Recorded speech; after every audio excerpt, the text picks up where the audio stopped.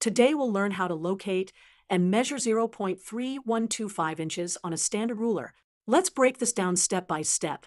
First, let's look at a standard ruler. Each inch is divided into smaller markings. The longest lines mark quarter inches, the medium lines mark eighth inches, and the shortest lines mark 16th inches. Let's convert 0.3125 to a fraction.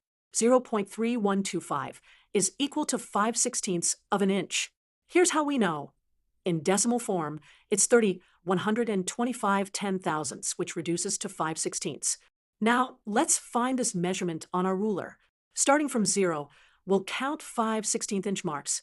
1, 2, 3, 4, 5/16. This point right here is 0.3125 inches, or 5/16 of an inch.